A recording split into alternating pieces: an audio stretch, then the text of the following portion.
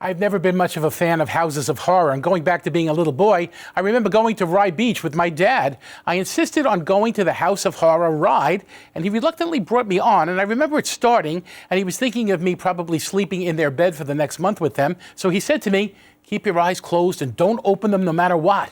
Well, that made that little 4 or 5 minute ride something that affected me forever. Keeping your eyes closed is the starting point for Jesus in the gospel.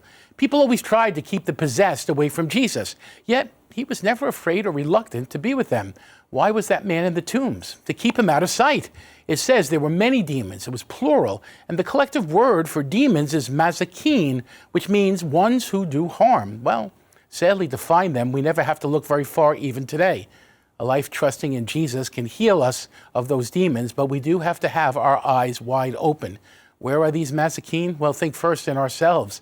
Inner demons that tax us our entire lives. We can be tempted to shut our eyes no matter what to the inner demons that do us harm. We need to take a realistic look inside, perhaps a daily examination of conscience that helps us make forgiveness much more meaningful when we are in touch with this part of our inner selves. There's also mazakin in others, people who suck the life right out of the room. Don't be misled. Your demons affect others and vice versa. Pray for those demons in people we know and love, and pray that those words of the Our Father will be prayed with fervor and hope. Deliver us from evil. I think last, there's societal demons, demons that yell out and keep us from God. We live amid people in a culture that tells us to do things the easy way. No worries. We get blinded by false security. You know, my dad meant no harm in that. In reality, he wanted to protect me. Yet the reality is that evil is there. In the gospel, an encounter with Christ changes everything. We see it over and over in the Bible. To keep your eyes open, and then the darkness of evil vanishes.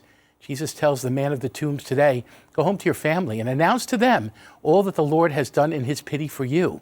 Everything has changed. The best protection is detection. Eyes wide open, even if it's scary. That we may know the demons and bring them to Jesus, and that he may rid us and cure us at the same time, challenge us to challenge others to do the same, that together we grow closer to becoming his body.